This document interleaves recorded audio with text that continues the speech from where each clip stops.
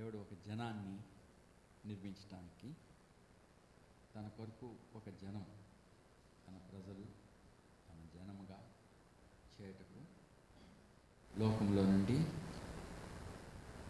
ఒకని ప్రత్యేకించి అతనిలో నుండి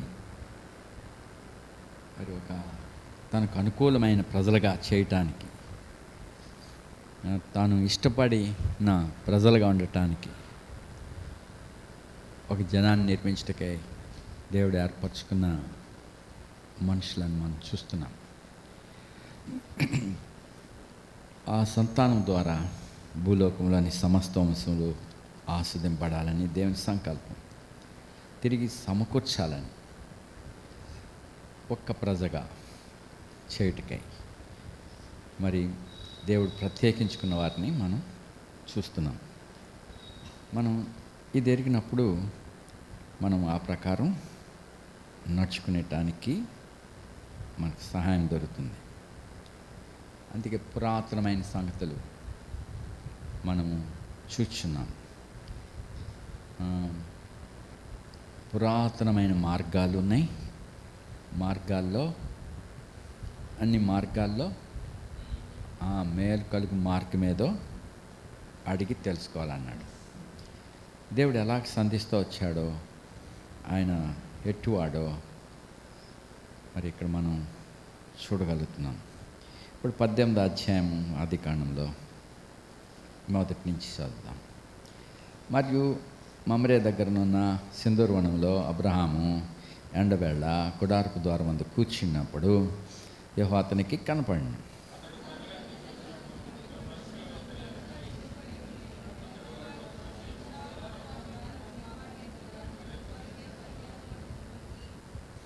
ప్రభువా, నీ కటాక్షం నా మీద ఉన్నేళ్ళ ఇప్పుడు నీ దాసుని దాటిపోవద్దు.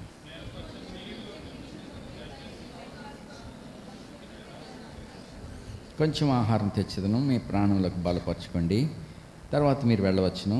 ఇందు నిమిత్తమే కదా నీ దాసుని వద్దకు వచ్చి వారు నువ్వు చెప్పినట్టు చేయమనగా,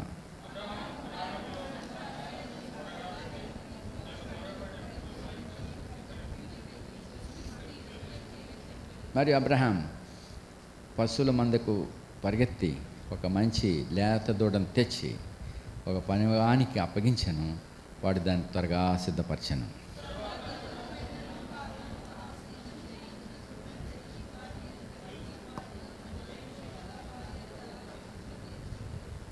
వారు అతనితో, నీ భార్య అయిన శారా ఎక్కడ ఉన్నదని అడగగా అతడు, అదిగో గుడారంలో ఉన్నదని చెప్పాను.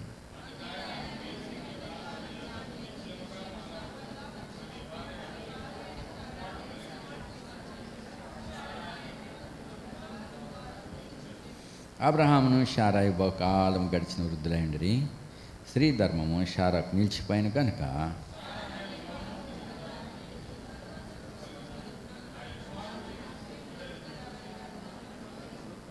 అంతటా యెహోవా అబ్రహాముతో, వృద్ధురాలైన నేను నిశ్చయముగా ప్రశ్నించదునా అని శారా నవనేల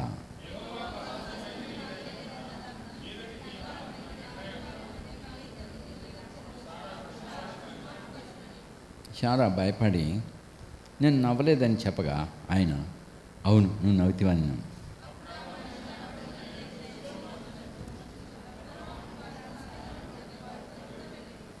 అప్పుడు యెహోవా, నేను చేయబో కార్యము అబ్రహాము నాకు దాచెదనా?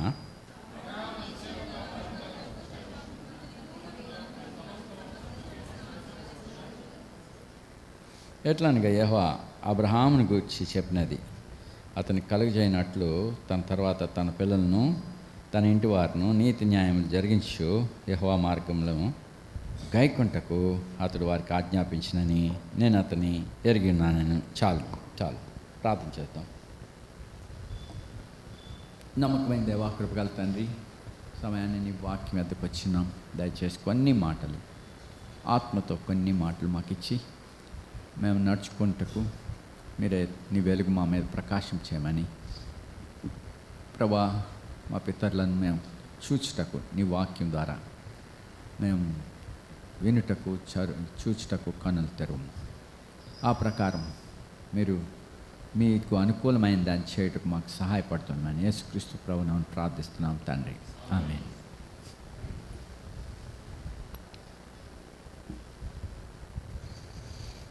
అబ్రహాం దేవుడు అబ్రహామునకు ప్రత్యక్షమైనాడు. దేవుడు అతనికి ప్రత్యక్షమవుతున్నాడు. ఇంకా కల్దీల ఊర్లో ఉండగానే మహిమగల దేవుడు అతనికి ప్రత్యక్షమైనని రాయబడింది. మరి కొన్నిసార్లు అబ్రహామునకు దేవుడు తన్ను ప్రత్యక్షపరచుకుంటున్నాడు. అలాగే 13వ అధ్యాయంలో దేవుడు అతనికి లోతు వెళ్ళిపోయినాక దేవుడు అతనికి ప్రత్యక్షపరచుకున్నాడు. అలాగే మెల్కీసెదెకు ద్వారా దేవుడు ప్రత్యక్షపరచుకున్నాడు. 15వ అధ్యాయంలో దేవుని వాక్యం అబ్రహామునకు ప్రత్యక్షమైంది. అలాగే మరి 17వ అధ్యాయంలో మరి యెహోవా అతనికి ప్రత్యక్షమైంది. ఇక్కడ 18వ అధ్యాయంలో యెహోవా అతనికి ఏమైనా కనపడినాడు, ప్రత్యక్షమైనాడు. ఏ విధంగా, ఎప్పుడు చూడండి 18వ అధ్యాయం 1వ వచనం.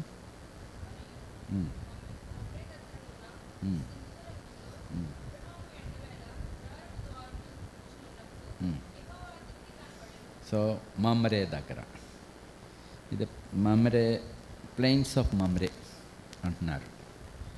అంటే పర్వతాల దగ్గర ఉన్న ఎత్తైన స్థలాలు ఇవి. ఈ స్థలాల్లో మరి కొంత ప్లెయిన్ ఉన్నది. అంటే నేను వైజాగ్లో చూసినప్పుడు ప్లెయిన్ ఏం కనపడలేదు. మరి అప్లాండ్స్, కొండల మీద ఆ పట్టణము ఉన్నది. అప్ అండ్ డౌన్స్ ఉన్నాయి. అట్లాంటిదే మమ్రే కూడా. ఇది అక్కడ సింధూర వనంలో అబ్రహాము ఎండవేళ, సాధారణంగా ఎండవేళ ఏం చేస్తారు? విశ్రాంతి తీసుకుంటారు. విశ్రాంతి తీసుకుంటూ ఉన్నప్పుడు గుడారం ద్వారం ముందు కూర్చుండి ఉన్నప్పుడు యెహోవా అతనికి ఏ విధంగా, అతడు కన్నులెత్తి చూసినప్పుడు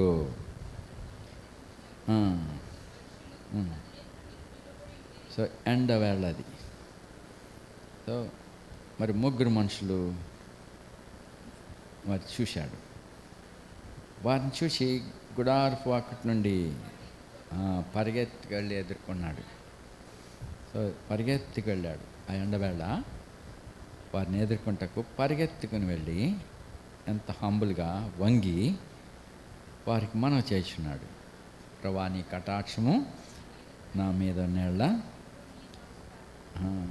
మరి ఇక్కడ ఈ మనుషులను చూశాడు, అది ప్రభు అనే ఎరగలేదు. అయితే మరి ఏ విధంగా అతడు ఈ గౌరవమును, ఈ లక్ష్యము వారి ఎళ్ళ చేస్తున్నాడు? అక్కడ కూడా ప్రభువా అని అడుగుతున్నాడు. మరి అబ్రహాం ఆంతర్యంలో మరి అది ఎరిగిన్నాడు, దేవుణ్ణి ఎరిగిన్నాడు. మరి వారు మనుషులుగానే ఉన్నారు కదా, ముగ్గురు మనుషులు అని రాయబడింది. వారిని దాటిపోవద్దని బ్రతిమాలి మరి తీసుకుని వచ్చాడు. కొంచెం నీళ్ళు ఇస్తా, కొంచెం ఆహారం ఇస్తాను, అలసట తీర్చుకోండి, మీ ప్రాణాన్ని బలపరచుకోండి అని, తర్వాత మీరు వెళ్ళవచ్చును, ఇందు నిమిత్తమే కదా వచ్చారు మీరు అని అబ్రాము ప్రభుతో అన్నాడు. ఆయన కూడా అన్నాడు, నువ్వు చెప్పినట్టు చేయి. సో ఇక్కడ ఈ యొక్క పరిస్థితి ఆతిథ్యం చేయటానికి ఎటువంటి సిద్ధ మనసు ఉన్నదో చూస్తున్నాం. మరి ఈ దినములలో మరి ఈ మనసు మనకు లేదు కదా. ఎవరిన వస్తే ఏమవుతుంది? ఎంతో పని, ఒక గెస్ట్ వచ్చాడంటే మరి ఇంట్లో పని ఎక్కువ ఉంటుంది. ఎంతో వ్యయం కావాల్సి వస్తుంది. ఇంటి వారికి పని ఎక్కువ అవుతుంది. అయితే అయినప్పటికీ మరి అబ్రహాం పరిగెత్తుకుని పోయి వెళ్ళిపోతున్న బాటసార్లు వలె ఉన్నారు. వారిని ఎదుర్కొని నీ దాసుని దాటిపోవద్దు అని బ్రతిమాలి తీసుకుని వచ్చి ఆతిథ్యం చేయుటకు మరి వారిని పిలిచినాడు. కొంచెం నీళ్ళు ఇస్తా. ఇది ఎక్కడ పడితే అక్కడ సొదొమలో నీళ్లు పారు దేశంగా ఈ మమ్రే ప్లేసు, హెబ్రోన్లోని మమ్రే అలాగ నీళ్లు పారు దేశం కాదు. అది ఎత్తుగా ఉండే మైదానం, ఎత్తుగా ఉండే ప్లేస్ అది. అక్కడి నుంచి సొదొమ గుమ్మారాల ప్రాంతాలు చూడొచ్చు. అంటే ఎత్తుగా ఉన్నటువంటి ప్లేసెస్ అవి. మరి అక్కడ నీళ్లు తేవటం అంటే మరి సొదొమలో నీళ్ళు వంటివి కాదవి. ఇది ప్యూర్గా మరి ఆ బండల్లోంచి ఆ రాళ్లలోంచి వచ్చేటువంటి ఊటలు వారు సమకూర్చుకోవాలి. మరి ప్రతి ఇంట్లో ఎంతో నీరు అవసరం. ఆ నీరు తెచ్చుకోవాలంటే ఆ ఊటదారుల ఎద్దకు పోయి మరి కన్యకలు, యవనస్తులు నీళ్లు తీసుకురావాలి. లోతైన బావులు ఉంటాయి, అవి కూడా వాళ్ళు తోడుకి తీసుకురావాలి. ఆ నీళ్లు ప్రశస్తమైనవి, సొదొమ నీళ్ళు అంటే కాదు. రూతు బెత్లెహేము ప్రాంతాల్లో ఉన్నప్పుడు పనివారు చేదిన నీళ్ళు అంటాడు బోయజ్. చూడండి రూతు గ్రంథంలో, రూతు న్యాయాధిపతులు, రూతు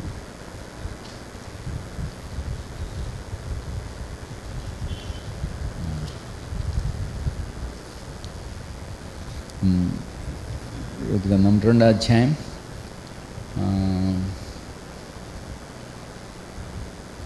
2వ అధ్యాయంలో 9.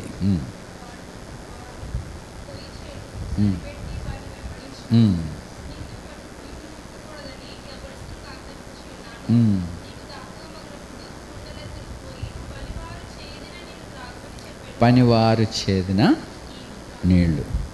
ఇంగ్లీష్లో ఉంది పనివారు అనే మాట. 9th verse 2:9. యంగ్ మ్యాన్ అంతేనా? Young man.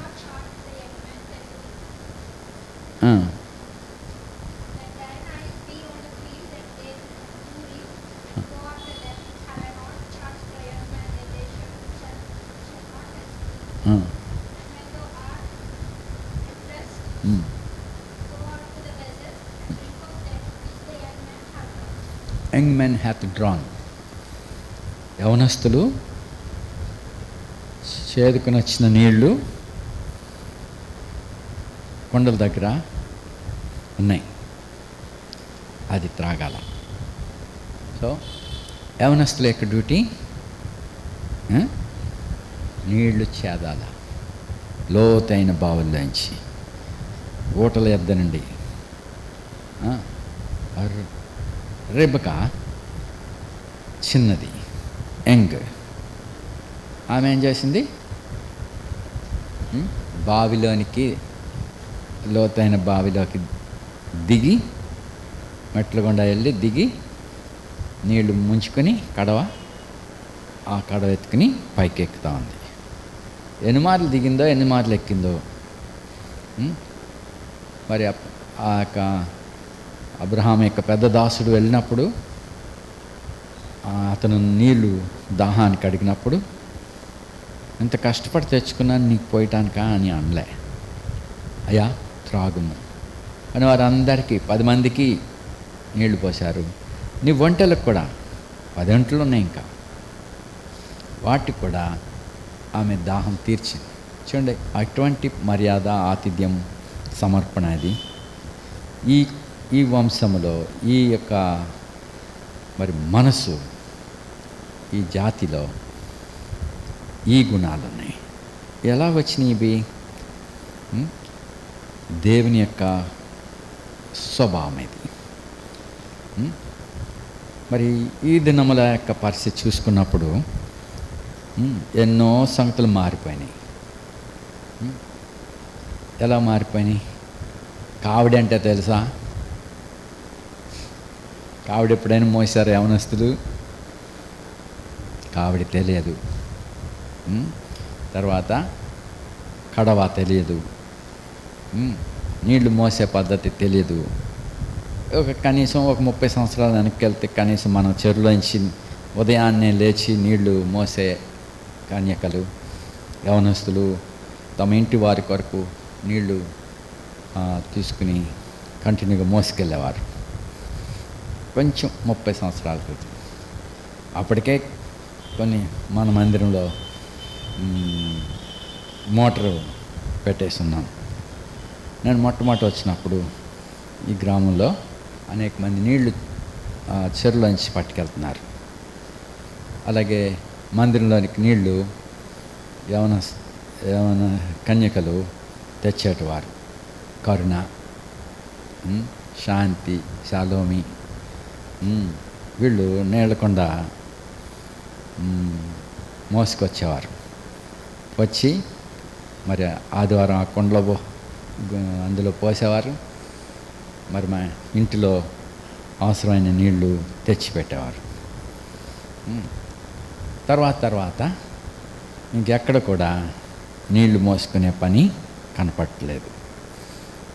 అయితే అది పోన్లే, ఇప్పుడు మళ్ళీ నీళ్లు మోయమని నేను చెప్పట్లేదు. కనీసం కొన్ని మీకు తెలుసుకుని ఉండినట్లుగా ఈ సంగతులు నీళ్ళు ఎట్లా వస్తున్నాయో మీకు తెలవాలి. ఇప్పుడు ఎలా ఉన్నదంటే తరము ఎలా ఉన్నదంటే, ఒక అబ్బాయి చిన్న పిల్లవాడు ఎఫ్రాయిము, చారక్కాళ్ళు ఉన్నారే, వాళ్ళ ఇంటి పక్క వాళ్ళు, వాళ్ళ కూతురు బిడ్డలు జర్మనీలో ఉన్నారు. వాళ్ళు చిన్న పిల్లవాడు, ఎంత మనం జెస్సీ లాంటి పిల్లవాడు. వాడు ఆ పొలాల్లోనికి వచ్చి చూసినప్పుడు, ఇప్పుడు అండర్ గ్రౌండ్ బోర్స్ వచ్చినాయి కదా, సబ్మర్సిబుల్ పంపులు, తర్వాత డీప్ బోర్స్, లోతైన బావులు. పూర్వం బావులు ఎలా ఉన్నాయి? పెద్ద బావిని తవ్వి చుట్టూ రాళ్లతో కట్టుండేవి. అలాంటి బావులు వ్యవసాయముల కొరకు ఉండేవి. అలాగే ఇంటిలో ఒక్కొక్క బావి ఉండేది.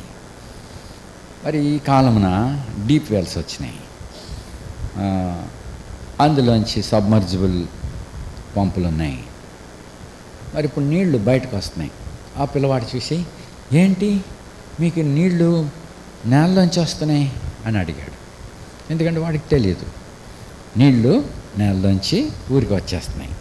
అక్కడ మోటార్ శబ్దం ఏం లేదు, నీళ్లు మాత్రం బయటికి ఫోర్స్గా వస్తున్నాయి.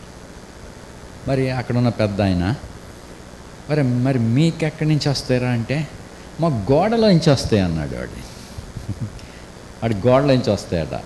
ఎలా వస్తున్నాయి? గోడలో బాత్రూంలో ఇప్పితే గోడలోంచి వస్తాయి, కిచెన్లో పోతే గోడలోంచి వస్తున్నాయి. దాని సోర్సెస్ ఏంటో ఆ పిల్లవాడికి తెలియలేదు. ఈ దినాల్లో యవనస్తులైన వాళ్ళు కూడా అట్లాగనే ఉన్నారు. ఆరిజిన్ ఏంటో, ఎక్కడి నుంచి వస్తున్నాయో ఏంటో, ఏ విధంగా ఇవి అనుభవిస్తున్నామో అసలు సెన్సే లేదు. దేవుని యొద్ద నుండి ఏమేం మేలులు పొందుతున్నామో, ఎటువంటి సౌఖ్యంలో అనుభవిస్తున్నామో మరి ఎరగని వారిగా అయ్యారు. దేవుడి ప్రకృతిలో ఎన్నెన్నో విధములుగా సంపద ఇచ్చాడు. వాటిలోంచి మనం దేవుని యొద్ద నుండి సమస్తం అనుభవిస్తున్నాం. కృపా సమాధానాలు అనుభవిస్తున్నాం. అనుదిన ఆహారం అనుభవిస్తున్నాం.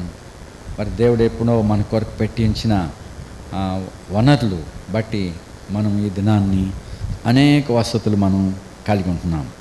ఇది ఎరగక ఆ పిల్లవాడు చెప్పినట్టుగా గోడలోంచి నీళ్ళు వస్తున్నాయి, భూమిలోంచి నీళ్ళు వస్తున్నాయి, కరెంట్ వచ్చేసింది, లేకపోతే అమ్మయ్య అనుకుంటే అనుభవిస్తూ ఉంటున్నారు. కానీ ఆ సోర్సెస్ ఏ విధంగా ఉన్నాయో కనీసం అవి ఎరుగరు.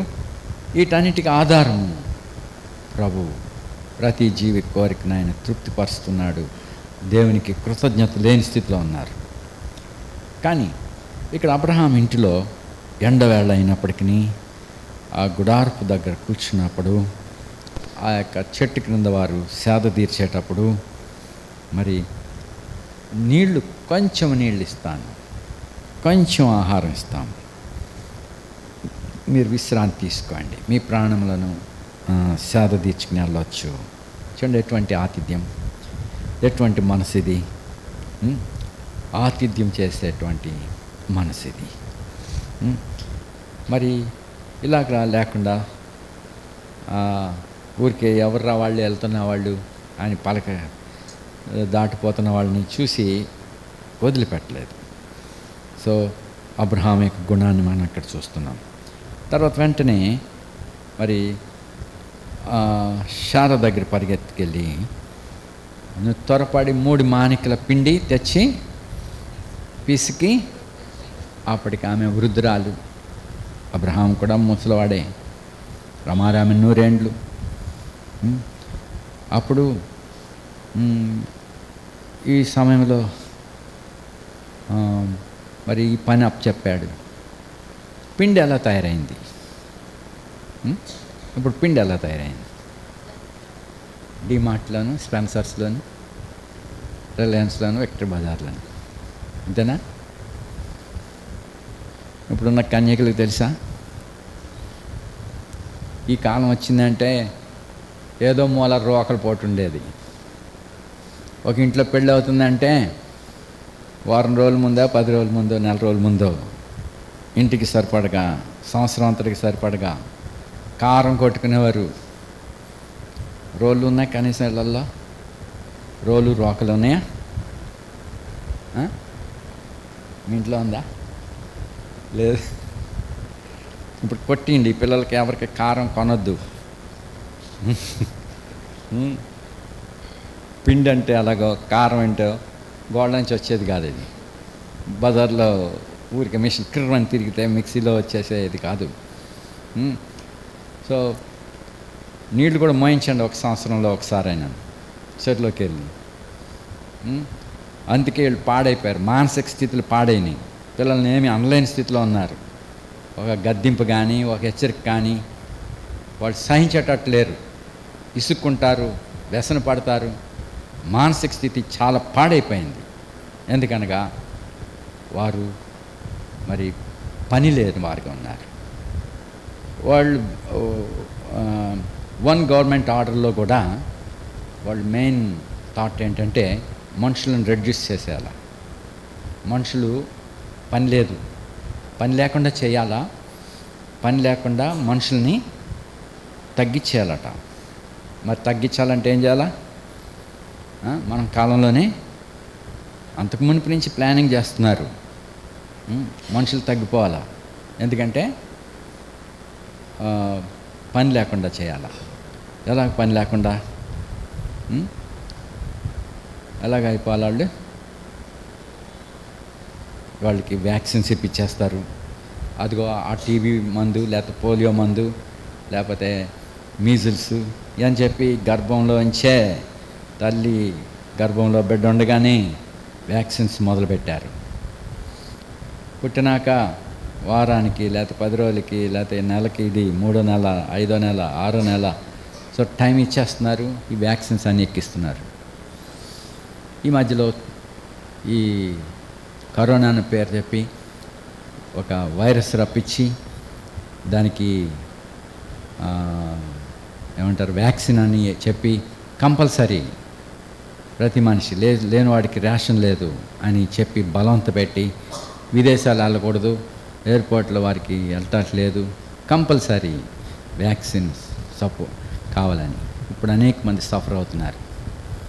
అది వాళ్ళు మరి హార్ట్ వీక్ అవుతుంది. వేసుకున్న వాళ్ళు మీరేం నిరుత్సాహపడవద్దు. ప్రభు మిమ్మల్ని పరిశుద్ధపరచగలడు. మీ శరీరంలో, మీ రక్తంలో ఉన్నటువంటి దోషాలు ఇవన్నిటినీ మిమ్మల్ని కడిగి శుద్ధి చేయగలడు. ప్రభు మీద ఆధారపడి ప్రభా నన్ను పరిశుద్ధపరచు, నా రక్తాన్ని పరిశుద్ధపరచమని అడగండి.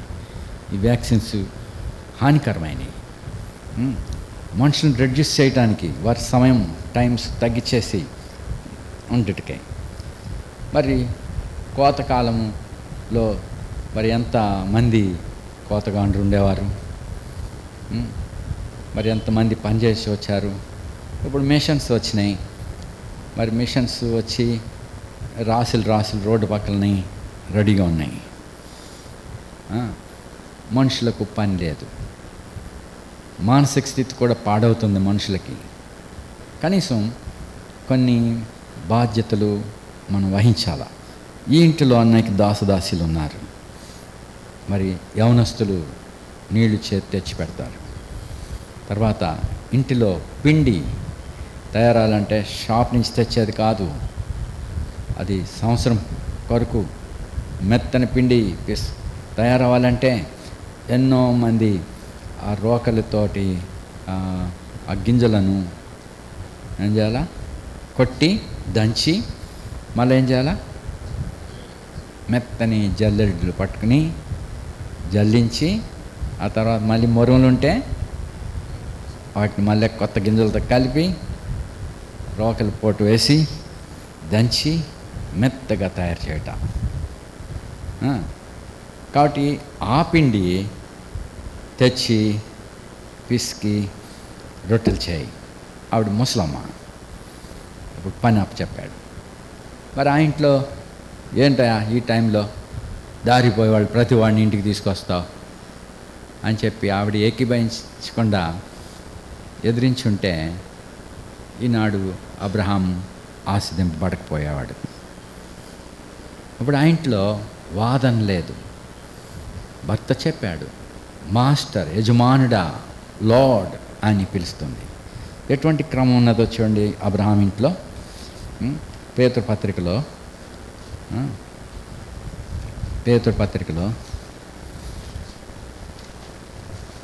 అపోస్తలుడైన పేతురు మరి ఇంట్లో ఏం చూశాడో మరి పరిశుద్ధాత్మ ద్వారా ఈ మాటలు చెప్తున్నాడు. ఏమని చెప్తున్నాడు? పేతురు మొదటి పత్రిక 3వ అధ్యాయం 5వ వచనం. దేవునిని ఆశ్రయించిన పరిశుద్ధ స్త్రీలు అంటే వాళ్ళు ఏ చెడుగు ఏ అపిత్రత వారిలో లేదు. వారు దేవుని చేత పరిశుద్ధపరచబడ్డవారు. ఎలా పరిశుద్ధం అవుతాం? ఎలా మీ ముఖాలు బాగవుతాయి? ఎలా మీ రక్తం పరిశుద్ధం అవుతుంది? ఎలా మీ శరీరాలు పరిశుద్ధం అవుతుంది? ఎలా మీ ఆత్మ మీ మనసులు పరిశుద్ధం అవుతాయి? దేవుని ఆశ్రయించడం వలన, దేవుని ముఖాన్ని చూచడం వలన, దేవుని సన్నిధిలోనికి వచ్చటం వలన, దేవునికి విధేయులుగా ఉండటం వలన ఇలాగ మనం పరిశుద్ధం అవుతాం. ఇప్పుడంతా మలినాలు చేరినాయి ప్రతి మనిషిలో. వారి బ్లడ్లో మలినములు, అన్వాంటెడ్ కెమికల్స్ అన్నీ లోపలికి చేరిపోయినాయి. ఇదంతా క్లీన్ చేయబడాలి. అలాగే అన్వాంటెడ్ థింగ్స్ మీ మనసులోనికి వచ్చినాయి, మీ శరీరాల్లోనికి వచ్చినాయి. ఇవన్నీ కడగబడి ఉండవలసినవి కూడా అందులో పోయబడాలా. ఏమేమి ఉండాలా? చూడు 3వ వచనం. జడలు అల్లుకొనుటయు,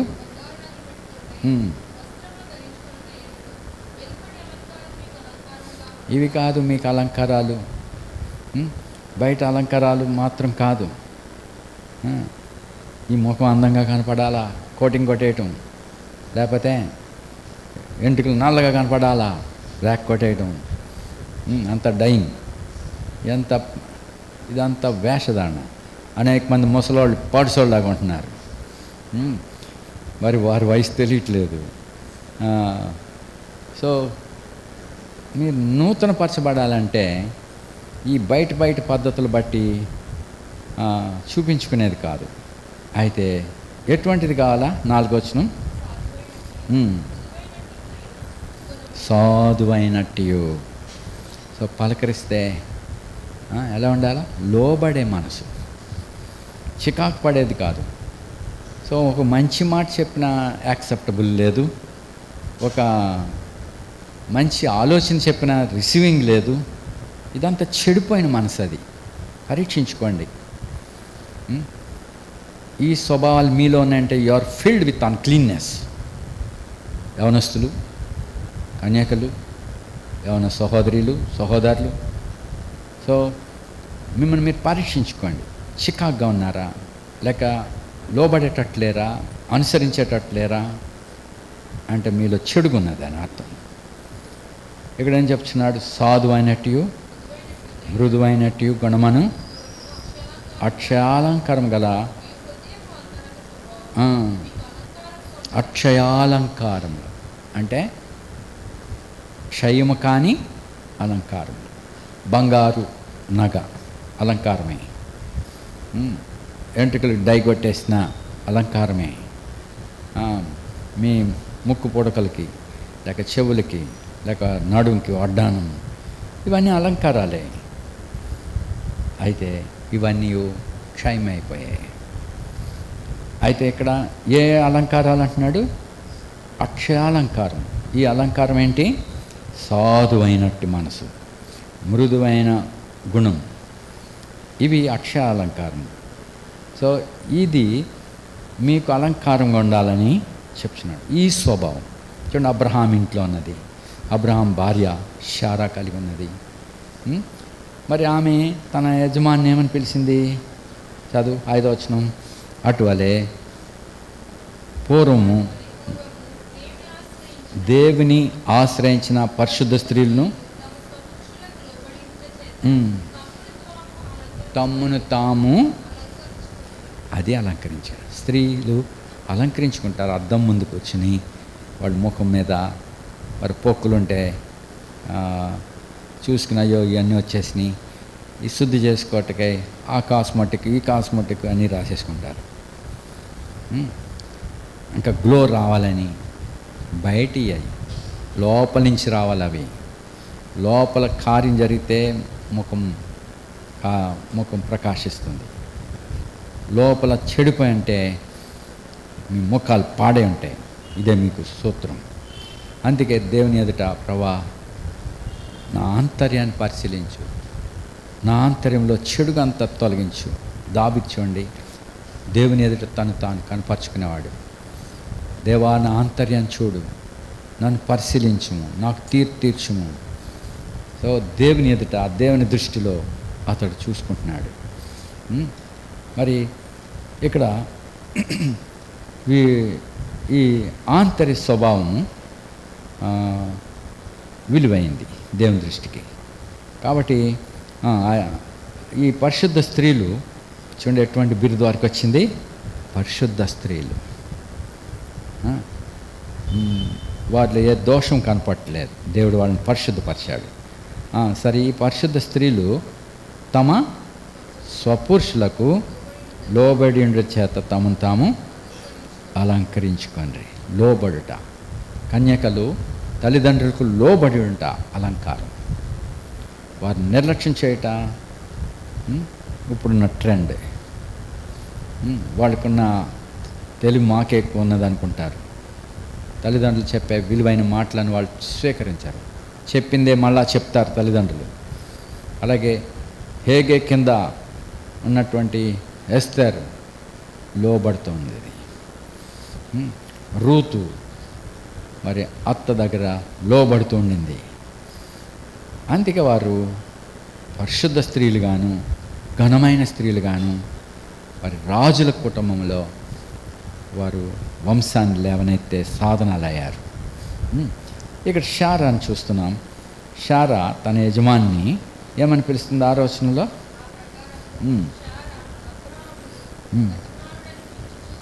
అబ్రహామును ఏమని పిలుస్తుంది? యజమానుడా. English 6th verse. obeyed Abraham,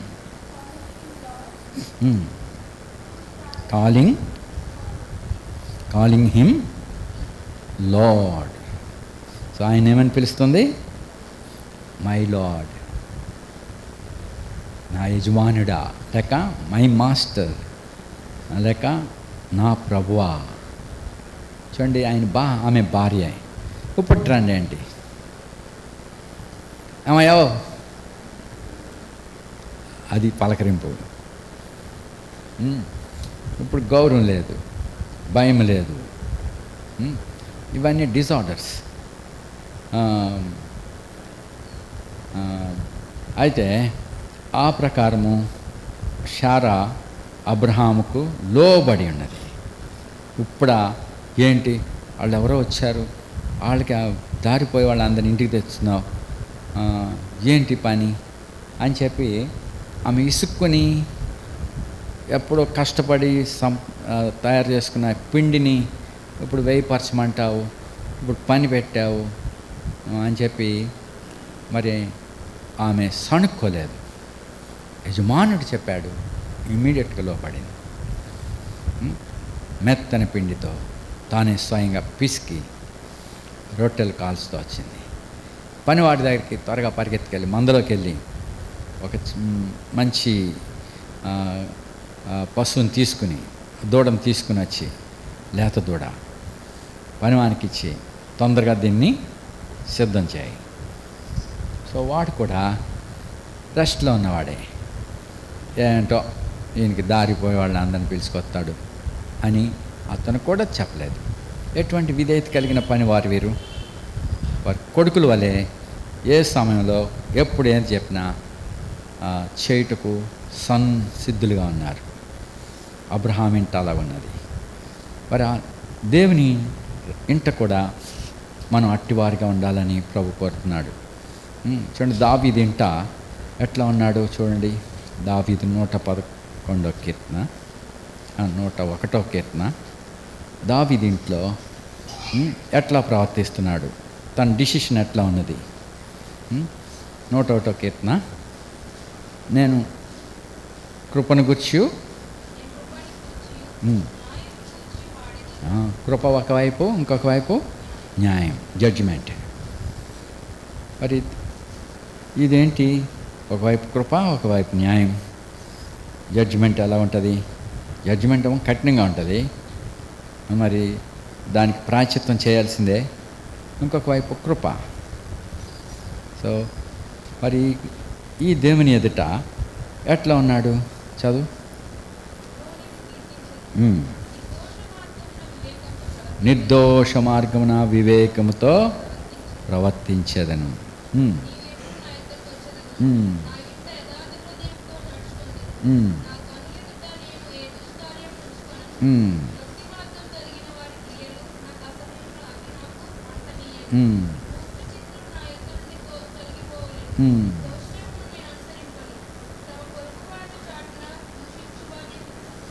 so ఈ ఇంటిలో భక్తి మార్గమును విడిచిన వాళ్ళు కనపడలేదు. మూర్ఖచిత్తుడు అబ్రహాం ఇంట్లో కనపడలేదు. అలాంటి వాళ్ళు అందరూ పోయారు, తొలగిపోయారు. అప్పటికి లోతుతో వెళ్ళిపోయారు వాళ్ళంతా. ఇంకా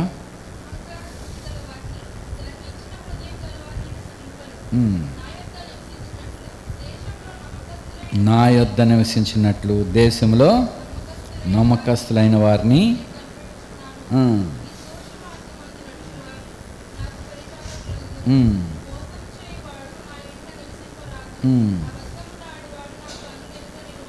సో ఆ రీతిగా తన ఇంటిని తాను పరిశుద్ధపరచుకుంటున్నాడు. ఆ విధంగా ఉండుటకే తాను డిసిషన్ తీసుకున్నాడు దావీదు. అబ్రహాం కుమారుడైన దావీదు యొక్క గుణం ఇది.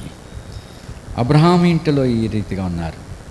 పనివారు కూడా కొడుకుల వలె వాళ్ళు సిద్ధ హృదయంతో పనిచేస్తున్నారు.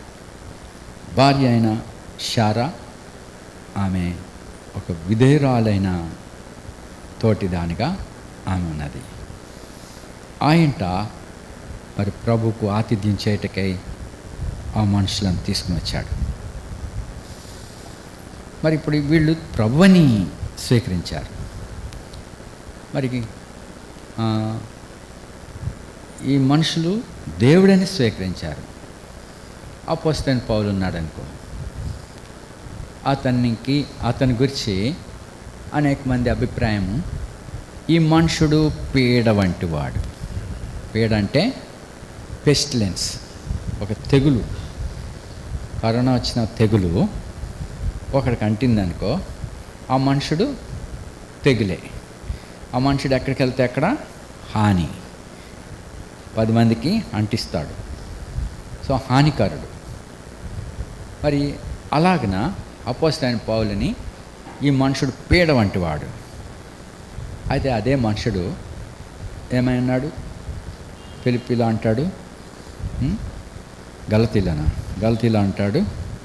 ఎలా చేర్చుకున్నారు వాళ్ళు పౌలుని? గలతీ 4వ అధ్యాయం 14వ వచనం. మీకు శోధనగా ఉండిన దాన్ని బట్టి, నా శరీరంలో మీకు శోధనగా ఉన్న దాన్ని బట్టి నన్ను మీరు తృణీకరింపలేదు. చాలా కాలం కిందట ఒక సేవకుడు తన కాలుకి రసి కారిపోతుంది. ఆ మనిషిని కారులో తీసుకెళ్తా నాకు బాధ అనిపించింది. ఎందుకని? ఆ కాలు నిండా ఒక ఊజింగ్ అవుతుంది, కొంత వాసన వస్తుంది. సో మరి అతన్ని నేను చేర్చుకుంటా వలన కొంత వాసన వస్తుంది. మరి అందుని బట్టి నేనేం చేయాలా? అవాయిడ్ చేస్తాను. లేదు మేము ఈ దారిని వెళ్తాం, ఆ దారిని వెళ్తామని. మరి మీరు ఎక్కడికి దిగాలనుకుంటున్నారు ఏంటని అడిగి డైవర్ట్ చేయటానికి ఆలోచిస్తాం. ఆ శోధనను బట్టి మనం మనుషులను అవాయిడ్ చేస్తాం. అయితే ప్రభు నాతో మాట్లాడు, ఆ శోధనను బట్టి ఆయన ఎందుకు అవాయిడ్ చేస్తున్నావు? ఆయన దేవుని సేవకుడు. అయితే అతని శరీరంలో శోధన, అది అనుకూలం కానీ బలహీనత. అది ఇక్కడ పౌలుకి ఏ విధమైన శోధనయో. కొద్దిమంది అంటారు, ఆయన ప్రభు యొక్క ప్రత్యక్ష చూసినప్పుడు, అతి ప్రకాశమైన వెలుగు చూసినప్పుడు ఆ కన్నుల్లో ఆయనకి కారిపోతుంది, కన్నులు లోంచి నీరు కారుతూ ఉంటుంది. ఆ చూసిన వాళ్ళకి ఆ కళ్ళు చూసినప్పుడు కొంచెం బాధ కలుగుతుంది అని చెప్తారు. అదేమో నాకైతే తెలీదు. అయితే శరీరంలో కొంత శోధన ఉన్నది, శ్రమ ఉన్నది. అందుని బట్టి మీరు నన్ను తృణీకరించలేదు, నిరాకరింపలేదు. కానీ ఎలా చేర్చుకున్నారు వాళ్ళు? దేవుని దూత వలెను, క్రీస్తు యేసు వలెను నన్ను అంగీకరించితిరి. ఇక్కడ గలతీలో ఉన్న విశ్వాసులు పౌలుని ఎలా స్వీకరించారు? దేవుని దూత, the Angel of the lord.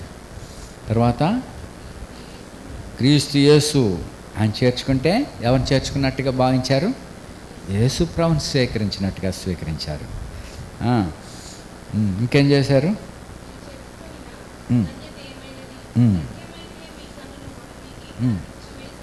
కొద్దిమంది చచ్చిపోయాక, అంటే బతికొండగా, నా కన్నులు ఐ బ్యాంక్ ఇచ్చేయండి, 10 మందికి ఉపయోగపడే, ఎవరికైనా ఉపయోగపడుతుంది నా కన్నులు. చచ్చిపోయిన వెంటనే మనం వాళ్ళకి ఫోన్ చేస్తే వాళ్ళు వెంటనే వచ్చి కొన్ని గంటల లోపల కన్నుపాప తీసుకుని వెళ్ళిపోతారు. అది ఇంకొకటి గుడ్డోళ్ళకి, మరి కన్ను పాప దెబ్బతిన్న వాళ్ళకి అది పెడతారు. అయితే చచ్చిపోయికి దానం చేసేట వాళ్ళు ఉన్నారు. అయితే ఇప్పుడు బతికొండగానే సఖ్యమైతే మీ కన్నులు కూడా నాకు ఇచ్చేసి ఉండేవారు. దీన్ని బట్టి కంటి వ్యాధితో బాధపడుతున్నాడని అంటారు కొద్దిమంది. ఏ బలహీనత ఉన్నా కానీ పౌలుని వారు క్రీస్తు యేసుని చేర్చుకున్నట్టుగా చేర్చుకున్నారు. కొద్దిమంది ఆయనను మూర్ఖుడు ఇతడు అని చెప్పి అందరు విడిచిపెట్టేశారు. ఎవరు లేరు, అందరూ వెళ్ళిపోయారు. అయితే ప్రభు నా పక్షాన్ని నిల్చున్నాడు అని చెప్పాడు. సో మరి ఈ దైవజనుని కొద్దిమంది క్రీస్తు యేసును చేర్చుకున్నట్టుగా చేర్చుకున్నారు, కొద్దిమంది ఈ మనుషుడు పీడ వంటివాడు అని చెప్పి తృణీకరించారు. మరి ఇక్కడ అబ్రహాము ఆ విధంగా ప్రభుని, ఈ మనుషులను ప్రభువుగా భావించి చేర్చుకున్నాడు. ఏ విశ్వాసంతో వాళ్ళు చేర్చుకున్నారో ఆ ఫలాన్ని పొందుతారు. మరి శిష్యుడని శిష్యుని చేర్చుకోవాలి. ఎవరినో దారిపోయేవాడు మరి వాళ్ళని చేర్చుకుని వీళ్ళు దేవుని బిడ్డలని చెప్పి అనుకుని భావించి వాళ్ళకి చేయటం కాదు. శిష్యుడని శిష్యుని చేర్చుకునాలా, ప్రవక్త అని ప్రవక్తను చేర్చుకునాలా. మరి వారు చేర్చుకున్నారు, ప్రవక్తలను చేర్చుకున్నవారు ప్రవక్త ఫలం పొందారు. ఒక స్త్రీ ఏముంది, షూనేమిరాలు, ఆమె ఇంటికి ఎలీషా వచ్చుచూ వెళ్తున్నాడు. ఆమె అన్నది, తన యజమానితో అన్నది, అయ్యా మన ఇంటికి వచ్చుచూ పోతున్న ఆయన ఒక దైవజనుడు, మ్యాన్ ఆఫ్ గాడ్ అని చెప్పి ఆయనకి మన దగ్గర ఆతిథ్యం ఇవ్వటానికి ఒక చిన్న గది ఒకటి సిద్ధపరిస్తే మంచిదండి ప్రవక్త కోసం. ఆయన వచ్చినప్పుడల్లా అందులో ఉంటాడు, మరి ఇక్కడ రెస్ట్ తీసుకుని వెళ్తారు, మనం ఆతిథ్యం ఇద్దాం అని చెప్పి ఆమె చేర్చుకుంది. యజమానితో చెప్పింది. ఆ ప్రకారంగా ఒక గది కట్టారు. అందులో ఒక చిన్న మంచము, దాంట్లో ఒక దీపము, ఒక పీట, ఏమేమి ఆ ప్రవక్తకు ఉపయోగమో అన్ని సౌకర్యాలు ఆ గదిలో ఏర్పరిచింది. అతను ఏమని చేర్చుకుంది? ప్రవక్త అని చేర్చుకుంది. ప్రవక్తని ప్రవక్తగా, ఎవడో పనికి మాలిన వాడిని తీసుకొచ్చి ఆయన ప్రవక్త అనుకోవద్దు. అందుకనే గ్రహించాలా, ఆ స్త్రీ ప్రవక్తని ప్రవక్తగా ఎరిగింది. మరి ఇక్కడ అబ్రహాం కూడా ఆ విధంగా ఎదిగాడు. మా దగ్గరికి నేను బాల్యంలో ఉన్నప్పుడు మా తండ్రి ఇప్పుడు మార్టిన్ గారిని ఆయన వచ్చి ఉన్నారు. సో వార్త ఆ విధంగా గజంలో వచ్చింది. తర్వాత ఆ మీటింగ్స్లో రక్షణ పొందాడు. మరి గ్రామంలో ప్రజలందరూ ఎదుట నీటి బాప్తిసం నాకు సాక్ష్యం ఇచ్చారు. ఆత్మీయంగా ఆ దైవజనుడు పెంచుచున్నాడు. సంఘం ఏర్పడింది, అనేక మంది రక్షణలోనికి వచ్చారు. వాళ్ళకి వాక్యాన్ని ఇవ్వటానికి, ఆత్మీయంగా పెంచడానికి రాజమండ్రి నుండి లాంచీలో మరి నీటి మీద ప్రయాణం చేసి ప్రక్కిలంక అనే ఊర్లో దిగి అక్కడ నుంచి నడిచి ఇంటికి వచ్చేవారు. అది నేను పుట్టక మునుపు జరిగింది. తర్వాత ఆయన వచ్చి వెళ్తున్నాడు. అప్పుడు గ్రామస్తులు, వీడు మళ్ళీ వచ్చేసాడు, ఈ మాటింగోడు అనేవారంట, వీడు ఎక్కడ తింటాడు అని చెప్పి ఆయన దూషణలు ఆడేవారు. ఆయన తమిళ్ తెలుసు, ఇంగ్లీష్ తెలుసు, తెలుగు అంతగా రాదు. కాబట్టి ఆయన వినపడేటట్టుగా ఆయనను విమర్శించేటివారు. అవన్నీ లక్ష్య పెట్టకుండా మరి దేవజనుడు దేవుని వాక్యాన్ని ఇచ్చి పెంచుతున్నాడు. తర్వాత నేను పుట్టాను.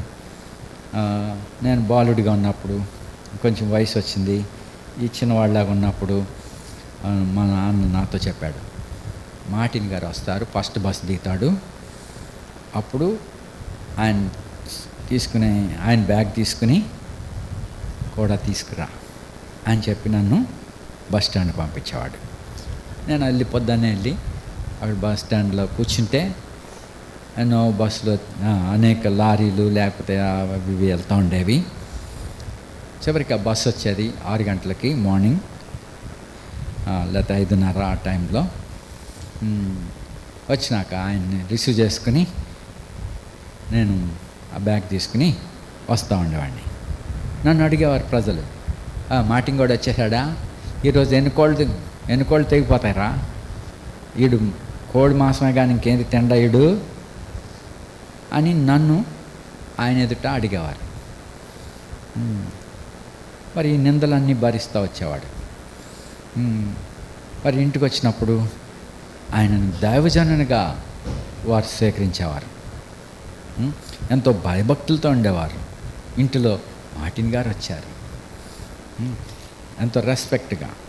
అక్కడ మందిరంలో అలాగే సేవకులు ప్రతివారు భయభక్తులతో ఉండటం నేను చూశాను. నేను ఎదుగుతున్నాను. మరి తర్వాత సేవకులు కూడా భయభక్తులతో ఉన్నారు. మరి ఆయనను ఒక దైవజనుడిగా ఎంచిన వారు ఉన్నారు, ఆయనను తృణీకరించిన వారు కూడా ఉన్నారు, ఆయన్ని ఎదిరించిన వారు ఉన్నారు, ఆయనను మరి తిండిపోతుగా తలంచిన వాళ్ళు ఉన్నారు. ఆయన అలాంటి వాడు కాదు. నువ్వు డబ్బు ఇచ్చినా, నువ్వు ఆహారం ఇచ్చినా, క్రమంగా దైవ క్రమానికి మనం లోబడకపోతే అక్కడ తినకుండా వెళ్ళిపోతాడు. నువ్వు డబ్బు ఇచ్చినా దాన్ని పుచ్చుకోడు ఆయన. ఆ గొప్పవాడని భేదం లేదు, మొమాటం లేదు, పేదవాడని జాలి లేదు. దైవ నియమానికి తిన్నగా ఆయన వెళ్ళేట మనుషుడు. మరి ఎక్కడ రాజీ పడాడు. దైవ నియమానికి ఖచ్చితంగా వెళ్తారు. మరి ఆ మనుషుడు మరి తృణీకరింపబడినవాడు.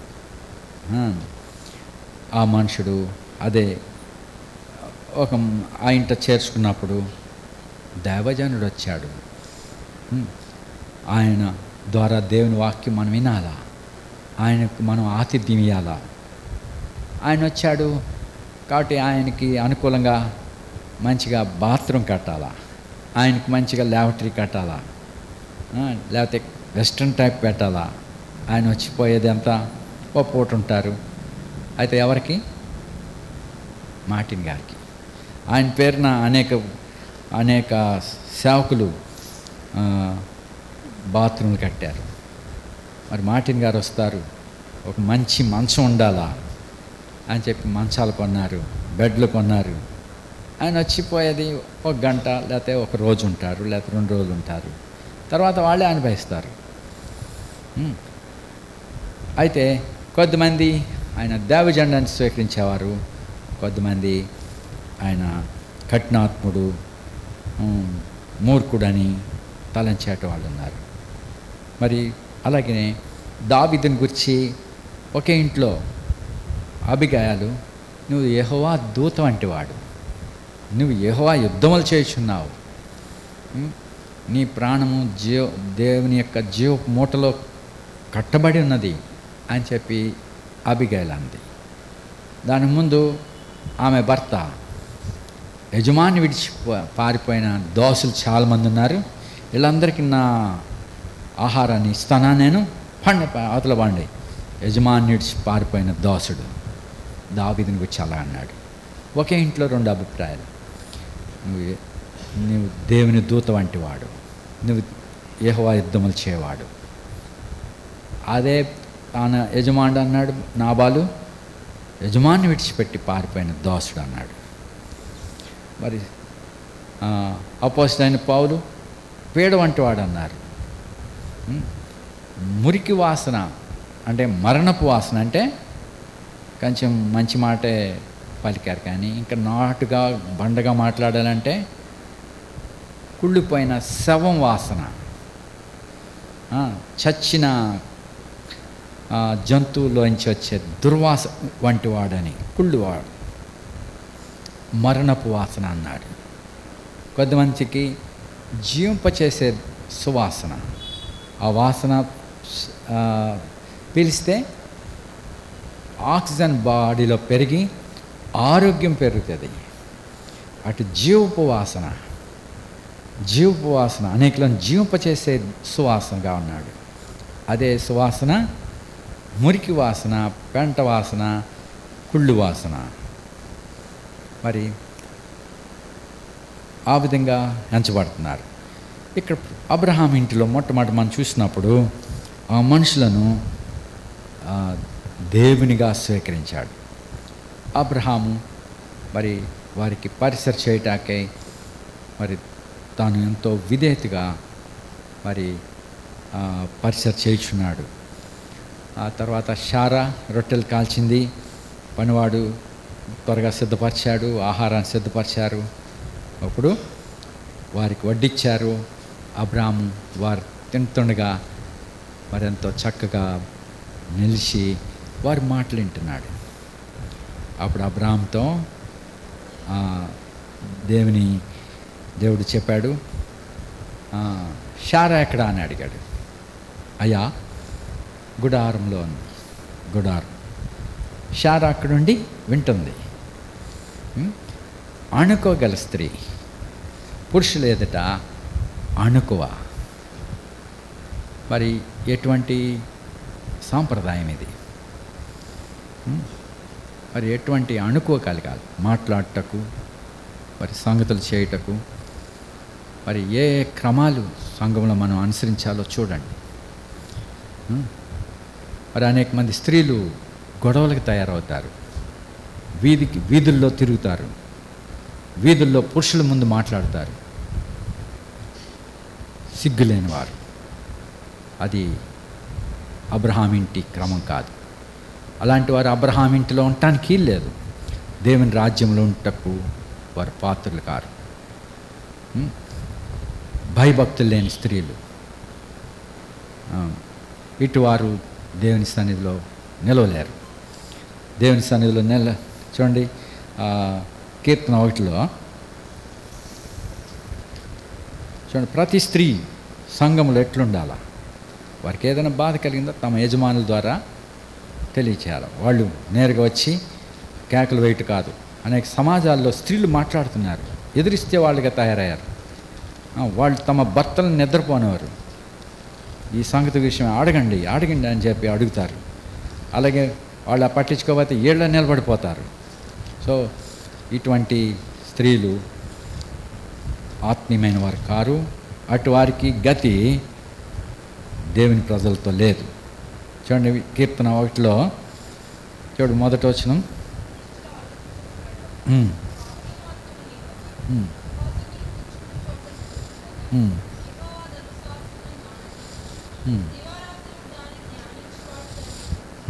సో మరి దేవుని వాక్యాన్ని ఇప్పుడు మనం ధర్మశాస్త్రాన్ని చూస్తున్నాం.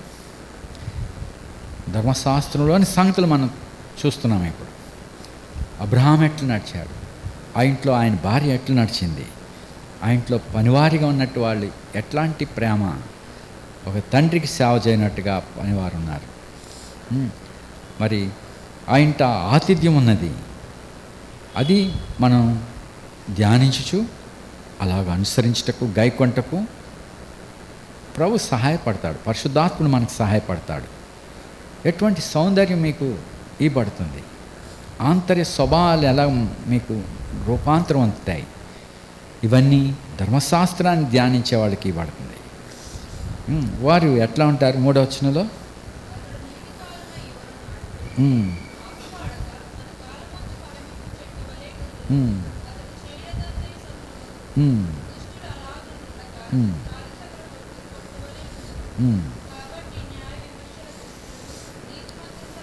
న్యాయ విమర్శలో దుష్టులను, నీతిమంతుల సభలో పాపులను నిలువరు.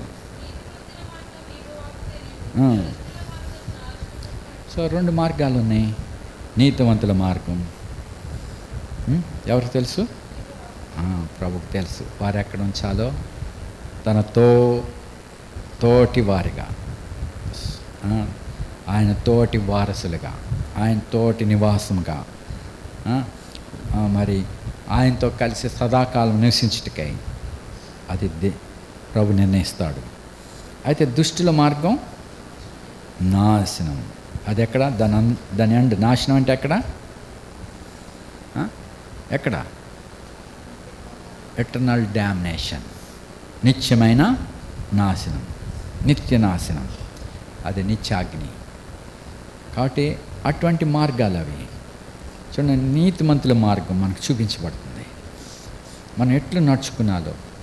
మరి ధర్మశాస్త్రము ఎవరిని గురించి సాక్ష్యం ఇస్తుంది? యేసుక్రీస్తుని గురించిన సాక్ష్యం ఇది.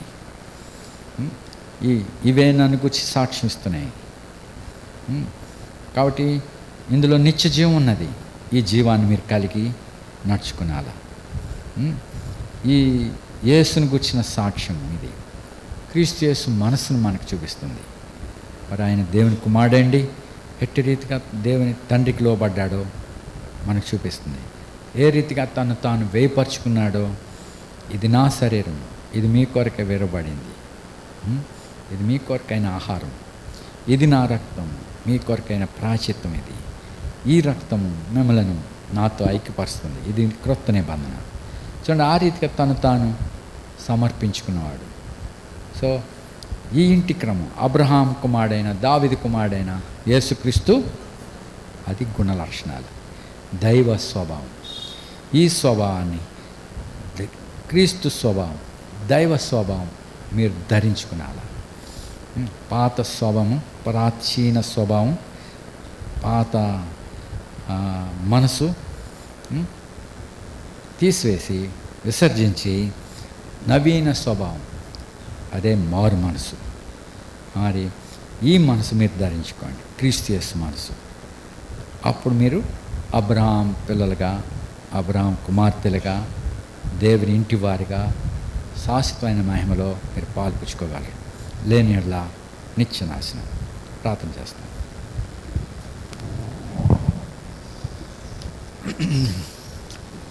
నమ్మకమైన దేవా, కృపగల తండ్రి, ఈ సమయమున నీ పరిశుద్ధ లేఖనాలు అబ్రహాము ఇంటిని గురించి మాకు చూపిస్తూ వచ్చావు. ఏ రీతిగా అబ్రహాము పరిసర చేస్తున్నాడు, తన భార్య అయిన శారా ఎట్టి రీతిగా విధేయత చూపించిందో ఆ ఇంటి క్రమం ప్రభా, ఆ ఇంటికి చెందిన వారిగా మమ్మలను, మా పాత జీవితమును, పాత జాతిని తొలగించి వేసి ప్రభా, మీరు మమ్మలను నూతన పరిచినందుకే నీకు స్తోత్రాలు చెల్లిస్తున్నాం. ఈ సమయాన్ని క్రీస్తు యేసు మనసు మాలో కలచేయము, ఆయన దృష్టికి అనుకూలమైన దాన్ని చేయుటకు మాలో కార్యం చేయము. ఇప్పుడు నీ ధర్మశాస్త్ర గ్రంథమును మేము చదివిన్నాం, విని ఉన్నాం. ఆ ప్రకారం గైకొంటకు మాకు సహాయపడము ప్రభా, మీరే సహాయపడము.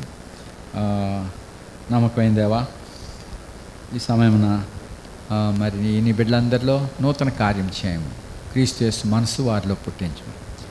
ఆ పరిశుద్ధాత్మ ద్వారా ఈ నీ బిడ్డలను పరిశుద్ధపరచము. నీ వాక్యం ద్వారా వారిని పరిశుద్ధపరచము. వారిలో ఉన్న మలినములు, మనసులోని మలినములు, మనస్సాక్షి మీద ఉన్న మలినములు, రక్తములోని మలినములు, శరీరంలోని మలినములు, ఇవన్నీ కడిగివేసి పరిశుద్ధ స్త్రీలుగా, పరిశుద్ధ పురుషులుగా ఉండగలటకు, మమ్మల్ని పరిశుద్ధులను పిలుచుటకు తగిన వారిగా మమ్మల్ని చేయమని అడుగుతున్నాం. మమ్మల్ని కడుగును, శుద్ధీకరించము. నీకు ఇష్టం కాని సంగతులన్నిటి నుంచి మమ్మల్ని విడిపించము ప్రభా. కృప చూపము. సమయాన్ని కపల్ చిట్టిబాబు స్వరూప యొక్క తండ్రి గారు హాస్పిటల్లో బాధపడుతుండగా ఆయన కొరకు ప్రార్థిస్తున్నాం ప్రభా. ఆయనను స్వస్థపరచండి. ఇంకా కళ్యాణి కొరకు కూడా ప్రార్థిస్తున్నాం, ఆమెను కూడా స్వస్థపరచండి ప్రభా. సోదరి పుష్పను కూడా బొండాడ, ఆమెను కూడా సంపూర్ణంగా స్వస్థపరిచి ఏ విధంగా తెగులు కీడు లేకుండా వారిని కాపాడుతుండండి. వారి శ్రమలన్నింటిలో మీరే మహింపరచుకొని మీరే బలపరుస్తుండండి. ఇంకా సంఘంలో బలహీనంగా ఉన్న నీ పిల్లల కొరకు స్వస్థత కోరుతున్నాం. ఈ సమయంలో ప్రభా సూసన్న కొరకు ప్రార్థిస్తున్నాం. బిడ్డను కూడా సంపూర్ణమైన ఆరోగ్యంతో నింపుకొని బలపరిచి పెండ్లి కుమార్తెగా నీ మహిమ ఆమె మీద నింపండి. ఐజాక్ ప్రయాణం కొరకు ప్రార్థిస్తున్నాం, ఆయన కూడా క్షేమకరం తీసుకురండి. వారి కుమార్తె ప్రభా వివాహం కొరకు మీరే సిద్ధపరచుకోండి. అలాగే నీతిపడి నత్తనయ్యలు వారి కుటుంబంలో వారి బిడ్డ శాఖను కూడా మీరు పరిశుద్ధపరిచి వారి ఐక్యత కొరకు సిద్ధపరచండి ప్రభా. అలాగే మలవట్లంకలో మరి ఇజ్రాయెల్ కుమారుడు సురేంద్ర, ఆయన వివాహం కొరకు కూడా మీరే దినాన్ని కనపరచండి, సహాయపడండి ప్రభా. ఆ బిడ్డ యొక్క వివాహం కూడా ఎప్పుడు చేయవలనో ఆ దినాన్ని కూడా తేటపరచండి. ఇంకా మా యవన బిడ్డలందరినీ దయచేసి ప్రతి బిడ్డ వారిని చేతిలో వారిని ఆభరణములుగా ఉంచండి. భూషణ కిరీటంగాను నీకు ఇష్టలుగాను ఉండగలటకు హెప్సిబా బ్యూలాగా ఉండగలటకు సహాయపడండి. నీకు ఇష్టలుగాను నీకు అంగీకారంగా ఉండేటకు సహాయపడండి. వారి ముఖములను పరిశుద్ధపరచండి. వారి ఆంతరింద్రియములను పరిశుద్ధపరచండి. హృదయం చెడి ఉన్నది అనేక మంది పిల్లలకి, యవనస్తులకు. వారిని కడగండి, శుద్ధీకరించండి. నీ వాక్యం దగ్గర తమను తాము శుద్ధి చేసుకుంటకు, మరి పరిశుద్ధపరచుకుంటకు సహాయపడండి. పరిశుద్ధ ఆత్మదేవ, ఈ బిడ్డల్లో కార్యం చేయండి. ప్రతి బిడ్డని స్థిరపరచండి. అలాగనే యవన సహోదరులు సహోదరులు వారిని కూడా పరిశుద్ధపరచండి. సరైన క్రమం, ఆత్మీయమైన క్రమాన్ని కలిగి ఉంటకు సహాయపడండి. దుష్టత్వం నుంచి కాపాడండి. ప్రతి కపటమైన మనసు, వేషధారణ నుండి, మరి ఈ సంగతులన్నిటి నుంచి వారిని కడిగి పరిశుద్ధ సహోదరులుగా ఉండగలటకు సహాయపడండి. ప్రభా కృప చూపండి. ఇంకా బలహీనంగా ఉన్నటువంటి పిల్లల కొరకు మరి ప్రార్థిస్తున్నాం, సహాయపడండి. రూబీ మోజస్ని కూడా కనికరించి ఇచ్చిన గర్భఫలాన్ని దీవించండి. స్మైలీని కూడా దీవించి సేఫ్ కన్ఫైన్మెంట్ ఇవ్వండి. అలాగే మలవర్లంకలో శాంతి కొరకు ప్రార్థిస్తున్నాం, ఆమె కూడా సేఫ్ కన్ఫైన్మెంట్ ఇవ్వండి. మాదిరి కొరకు కూడా ప్రార్థిస్తున్నాం, సేఫ్ కన్ఫైన్మెంట్ ఇవ్వండి. ఇంకా ప్రభా మరి ఆయా స్థలాల్లో ఉన్నటువంటి పరిశుద్ధులందరి కొరకు మీ సహాయం కోరుతున్నాం. ప్రతి స్థలంలో నీ సంఘం అంతటిని మీరు భద్రపరుస్తుండండి. నీ సేవలో నీ సేవకులను కూడా బలపరిచి తోడే ఉండండి. నీ రాకకై మమ్మల్ని సిద్ధపరచమని ఘనత మహిమకి చెల్లిస్తూ మా ప్రియ రక్షకుడు యేసుక్రీస్తు అత్యున్నతమైన నామమున ప్రార్థిస్తున్నాం తండ్రి. మన తండ్రి అని దేవుని ప్రేమ, ప్రభువైన యేసుక్రీస్తు కృప, పరిశుద్ధాత్మ సహవాసం మనకిప్పుడు సదాకాలం తోడండును గాక. ఆమేన్. Praise the lord.